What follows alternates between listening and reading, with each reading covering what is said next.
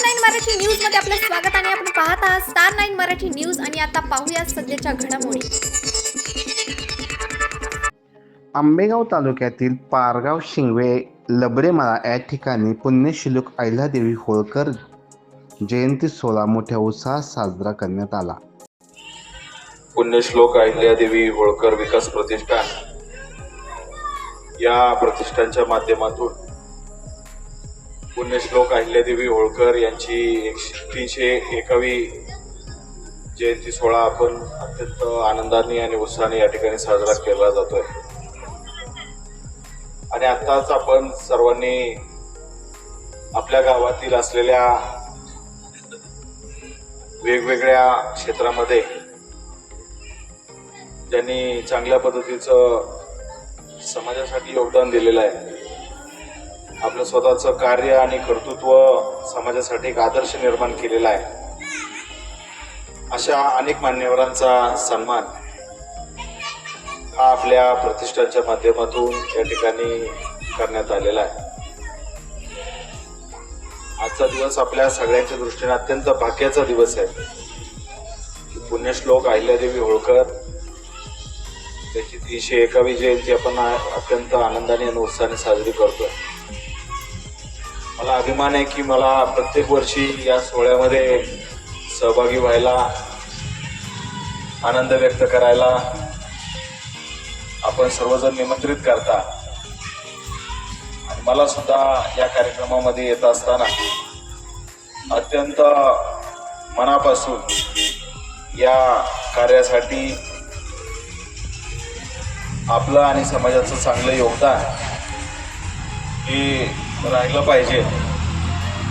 कारण आपण सगळ्यांनी एक गोष्ट लक्षात घेतली पाहिजे की महाराष्ट्र ही शूरांची भूमी आहे, संतांची भूमी आहे। एक चांगल्या पद्धतीचा विचार अनेक मान्यवरांनी, अनेक महामानवांनी आपल्याला दिलेला आहे। छत्रपती शिवाजी महाराज, पुण्यश्लोक अहिल्यादेवी होळकर, क्रांतीसूर्य महात्मा फुले, क्रांतिज्योती सावित्रीबाई फुले, भारतरत्न विश्वरत्न डॉक्टर बाबासाहेब आंबेडकर, अशा अनेक युगपुरुषांचा विचार या महाराष्ट्राने अंगीकारला। आणि जसं हे महान युगपुरुष होऊन गेले, त्याच पद्धतीचे अनेक संत या महाराष्ट्राच्या भूमीमध्ये होऊन गेले। संत ज्ञानेश्वर, संत तुकाराम महाराज, संत नामदेव महाराज, अशा अनेक संतांची नावं आपल्याला घेता येतील की ज्यांच्या विचारातून आपला हा महाराष्ट्र अधिक समृद्ध झाला। भारताच्या आपल्या सगळ्यांना एकत्रित ठेवण्यामध्ये डॉक्टर बाबासाहेब आंबेडकर यांच्या पुढाकारानं, डॉक्टर राजेंद्र प्रसाद यांच्या पुढाकारानं भारताचं संविधान या ठिकाणी लिहिलं गेलं। आणि नुसतं माणसंच नाही जोडली, तर भारताचा भूभाग हा असलेला सगळी राज्य, सगळ्या राज्यामधील असलेले जाती धर्माचे लोक, वेगवेगळ्या विचारांचे लोक, वेगवेगळ्या जाती पंथाचे लोक, हे भारतीय राज्यघटनेने आपल्याला सगळ्यांना एकत्रित ठेवण्याची भूमिका युगपुरुषांच्या विचारातून त्या ठिकाणी दिली। आज पुण्यश्लोक अहिल्यादेवींची जयंती साजरी करत असताना खरं तर मला प्रतिष्ठानला मनापासून धन्यवाद द्यायचे की त्यांनी, चेअरमन तुम्ही सगळ्यांनी पुढाकार घेऊन समाजामध्ये जे जे आदर्श व्यक्तिमत्व आहे, ज्यांचं उल्लेखनीय काम वर्षभरामध्ये चांगलं झालंय, त्या सगळ्यांचा सन्मान वेगवेगळ्या क्षेत्रातलं असतील, कोणी दुधाच्या व्यवसायामध्ये चांगलं काम केलंय, कोणी लघु उद्योगाच्या माध्यमातून चांगलं काम केलंय, प्रशासकीय पातळीवर एखाद्याने काम चांगलं केलंय, एखादी आदर्श माता, एखादी आदर्श भगिनी, अशा अनेक ज्याला ज्या भूमिका पार पडाव्या लागल्या अशा अनेक मान्यवरांचा सन्मान तुम्ही या ठिकाणी आयोजित केला. मी प्रतिष्ठानचं आणि सन्मान प्राप्त झालेल्या सर्व मान्यवरांचं मनापासून आपलं अभिनंदन करतो. आपलं आता इथलं भजनी मंडळ सुद्धा मला चांगल्या पद्धतीचं परिचित आहे. निवडणुकीच्या काळात असेल किंवा इतरही धार्मिक कार्याच्या निमित्तानं आपण जिथं जातो तिथं ह्या भगिनी सगळ्या भेटतात आणि आम्ही सगळ्या तरुणांनी हा एक पुढाकार घेतला की ज्यावेळेस मी प्रत्येक वर्षी या जयंती सोहळ्याला ज्यावेळेस येतो त्यावेळेस आपल्या माध्यमातून आपल्या पुढाकारातनं इथं चांगल्या पद्धतीनं पुण्यश्लोक अहिल्यादेवी होळकर यांच्या नावाचं एखादं चांगलं सभागृह झालं पाहिजे. ही तुमची अनेक दिवसाची जी मागणी होती. पाठीमाग भीमाशंकर सहकारी साखर कारखान्यानं 2 वर्षापूर्वी विशेष करून मला अभिमान आहे की आमचा एक सहकारी कारखान्यातला रोहिदास भागवत यांनी यासाठीचा आग्रह धरला की आपण दरवर्षी कार्यक्रमाला येतो. हे दिवस सगळे पावसाचे दिवस असतात आणि आम्हाला कायमस्वरूपी त्या ठिकाणी बसण्यासाठी, चांगले विचार आदान प्रदान करण्यासाठी, अगदी भजनी मंडळाला सुद्धा त्या ठिकाणी भजन म्हणण्यासाठी, महिलांना किंवा तरुणांना चांगले उपक्रम त्या ठिकाणी साजरे करण्यासाठी एखादा हॉल असावा आणि मग कारखान्याच्या माध्यमातून हा हॉल त्या ठिकाणी उभा करण्यात आला. मी आवर्जून रोहिदासला जवळ बोलवलं आणि सांगितलं का आता तुमची पुढची मागणी काय. म्हणजे आता हॉल सगळा चांगला तयार झालेला आहे पण आतून बाहेरून रंग काम करायची गरज आहे आणि रंगरंगोटी करत असताना मी आजच शब्द देतो. आता अगदी पावसाळ्याच्या तोंडावर जर तुम्हाला कलर द्यायचा असेल तर आत्ता विचार करा, पावसाळा झाल्यानंतर करायचा असेल तर तसा विचार करा, पण शक्यतो पाऊस झाल्यानंतर कलर जर दिला तो अधिक चांगल्या पद्धतीनं राहील आणि ते काम निश्चित आपण आपल्या भीमाशंकर कारखान्याच्या माध्यमातून रंगकामाचं काम सुद्धा मी आजच या निमित्तानं जाहीर करतो की ते काम सुद्धा त्या ठिकाणी होईल. आपली अजून एक मागणी आहे की आता हे वॉल कंपाऊंड आहे पण लहान मुलं याच्यावर चढतायत, तिकडनं उड्या मारतायत, बाकीच्या गोष्टी होत आहेत. याला वरून तार फिनिशिंग असलं पाहिजे. आता हा स्कोप सगळा ही जिल्हा परिषदची प्रॉपर्टी आहे, शासनाची प्रॉपर्टी आहे. त्यामुळं तशा पद्धतीचा प्रस्ताव आपण जिल्हा परिषदला त्या ठिकाणी देऊ. त्याच्यातून अजून वॉल कंपाऊंडच्या मजबूतीकरणासाठी किती निधी उपलब्ध होतोय त्याचाही पाठपुरावा आपण या निमित्तानं करू.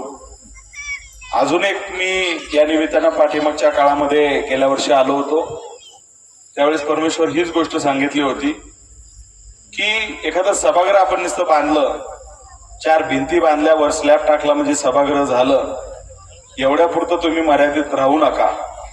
तिथं एक चांगल्या पद्धतीचं वाचनालय आपलं असलं पाहिजे. वेगवेगळी पुस्तकं त्या ठिकाणी जर ठेवली तर आपल्याकडं शिकणारी जी मुलं आहेत त्यांचं शिक्षण पूर्ण झालंय, कोण स्पर्धा परीक्षेची तयारी करतंय, अशी अनेक मुलं वेगवेगळी अवांतर त्या ठिकाणी पुस्तकं वाचतील, विचार त्या ठिकाणी आदान प्रदान होईल आणि तिथं पुस्तकं देण्याची सुद्धा जबाबदारी मी स्वतः त्या ठिकाणी पुढाकार घेईन. आणि आपणही सगळ्यांनी आपला वाढदिवस असला एखादं पुस्तक त्या ग्रंथालयाला दिलं तर काय अडचण नाही. आपल्या लग्नाचा वाढदिवस असला, लेकरा बाळांचा वाढदिवस असला, ते प्रत्येक वेळेस जर काही कार्यक्रम अनिलराव तर आपली वर्षभरातली 4-6 पुस्तकं आपल्या तिथं देता येतील. तर हे सगळा चांगला उपक्रम आपण या निमित्तानं करावा अशा पद्धतीचा विचार या निमित्तानं व्यक्त करू. पुण्यश्लोक अहिल्यादेवी यांचं कार्य एखाद्या समाजापुरतं नव्हतं. छत्रपती शिवाजी महाराज, मी मगाशी जसं सांगितलं की हे सगळे युगपुरुष आपल्या भारतात, महाराष्ट्रात जन्माला आले पण नंतर सोयीनुसार प्रत्येकाने ते आपल्या जाती धर्मामध्ये अडकून त्यांना ठेवलं. आणि म्हणून मी तुम्हाला एक गोष्ट सांगतो, युगपुरुष, राष्ट्रपुरुष ही सगळी जी महामानव होती ती काही एका विशिष्ट समाजाची नव्हती.